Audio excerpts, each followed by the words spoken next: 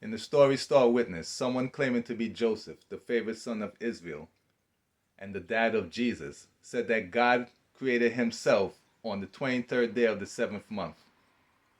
Then he created the world on September 11th, also known as Mescarim 1, 7,517 years ago.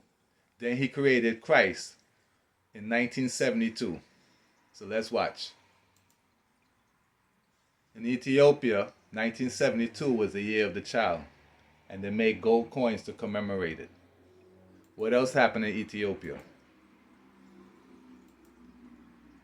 On 2007, September 11th, was exactly 7,500 years since the creation of the world. Therefore, Ethiopia has the oldest language. So the Ge'ez language is believed by scholars to be over 5,000 years, making it the oldest of all languages, considered the father language. It was started before the Indus Valley, which started approximately 5,300 years ago. In other words, India started 5,300 years ago, while China started approximately 5,000 years ago. So Ethiopia comes first, then you would say Egypt. Why? Because Egypt started approximately 6,000 years ago. So it seems that classical historians and geographers call the whole region from India to Egypt, both countries inclusive, by the name of Ethiopia. So the entire Middle East used to be called Ethiopia. So between Egypt and India, that used to be called Ethiopia, both countries inclusive. India used to be called Eastern Ethiopia. So let's watch what it says about Ge'ez and the Ethiopian Bible. Ethiopia is home to one of the oldest civilizations in the world and is the only country in Africa that was not colonized. Because of that, they can trace their lineage all the way back to Ham, one of the sons of Noah. This has even been collaborated with the Jews.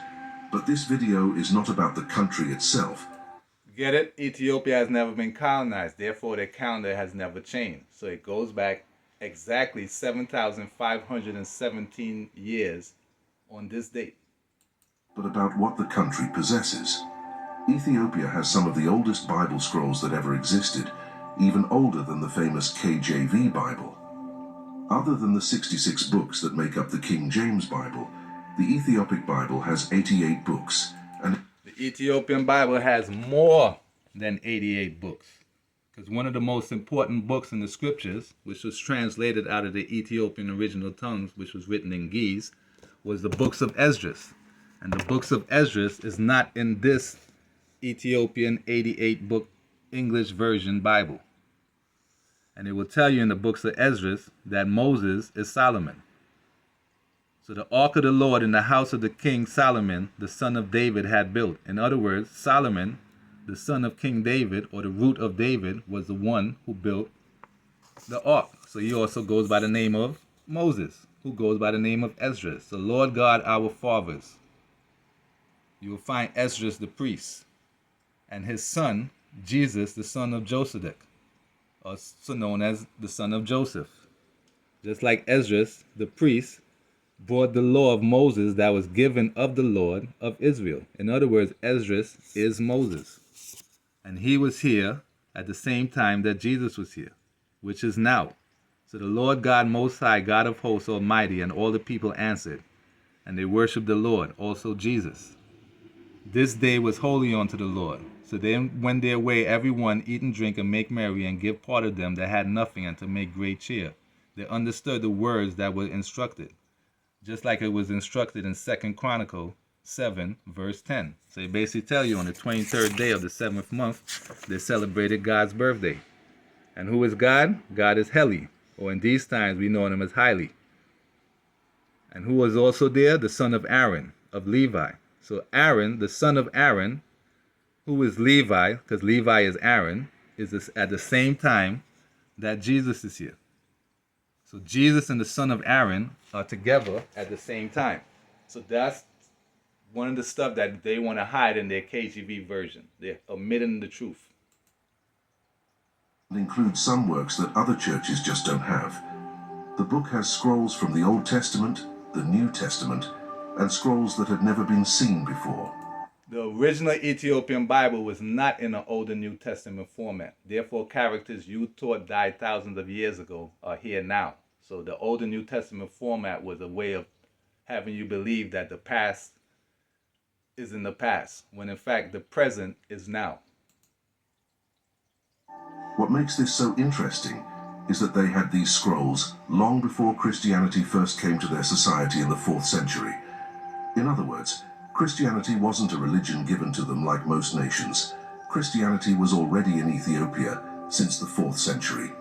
Common sense, if Ethiopia has the oldest, most complete Bible, of course Christianity originated there.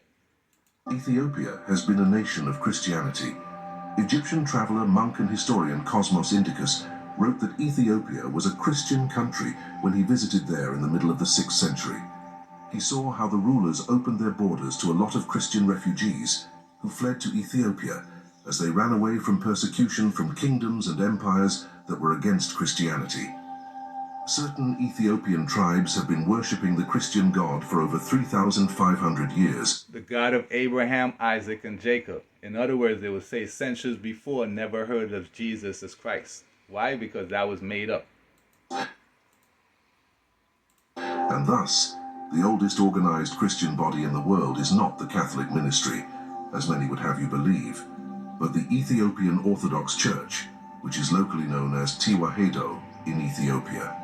The country also has one of the earliest illustrated Christian books ever found, which is a part of the Gospels written in Ge'ez, an old Ethiopian language, and was found in 2010 in a monastery on top of a mountain in Ethiopia. According to the Ke Nast, which is an Ethiopian hope. The Kebba Nagus is folklore. So that's what they use to trick people, have you believe in folklore, when in fact they're hiding the truth that Moses and Jesus are together in Revelation. They wasn't here 3,400 years ago or 2,024 years ago. No, they're supposed to be here at the latter years. Did you know that the Ethiopian Bible is the oldest, most complete Bible on earth? The Ethiopian Bible is written in an ancient language that dates back thousands of years and includes ancient scrolls and manuscripts predating the King James Bible by centuries. And what makes this even more fascinating is that Ethiopia had these texts long before Christianity was officially adopted in the 4th century. The most significant change in biblical history occurred during the reign of King James IV in the early 1600s. Notice King James is a black man. King James commissioned 47 scholars to create a single authoritative version. This process took 7 years and resulted in the King James Bible, published in 1611. However, these edits excluded many texts present in the Ethiopian Bible. This raises the question, why were these texts omitted, and what do they reveal that mainstream Christianity does not? The Ethiopian Bible includes the Book of Jubilees, which offers a different chronology and understanding of biblical events, suggesting time manipulation by divine or otherworldly forces. Because they're going out their way to hide the beginning, but they can't stop it. And this is Ethiopia today.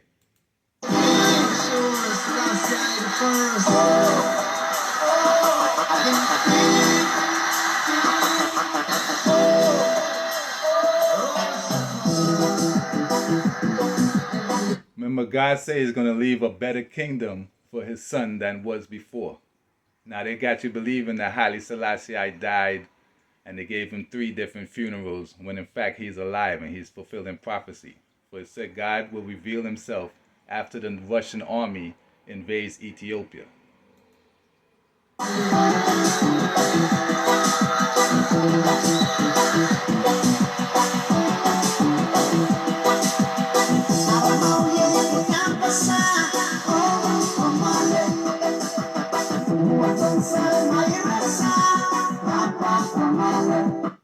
Follow Jah, not man.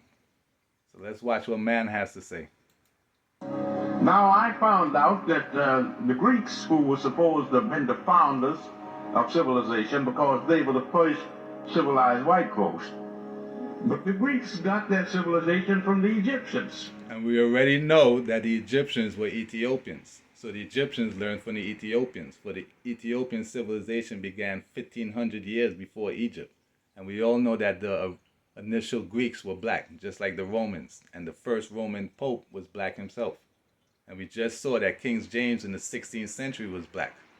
So during slavery, they were black leaders. And the Egyptians were black people. And the Greeks passed their civilization on to the Romans. They couldn't retain it. They lost it. They had a dark age in Europe for 500 years.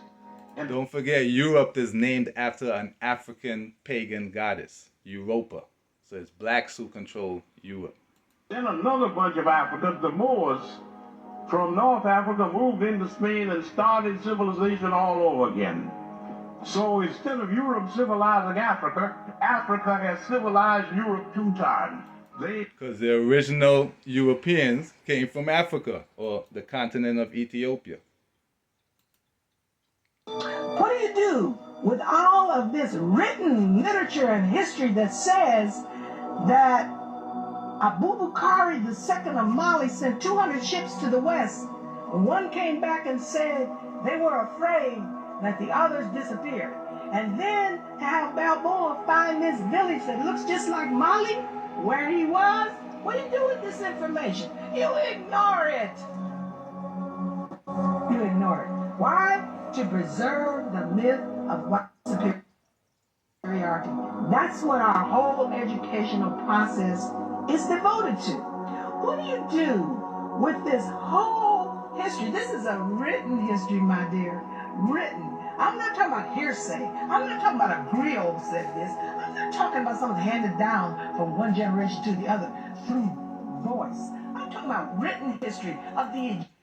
Hello. We need to wake up and know that Jah is first. Jah God. Follow God, not man.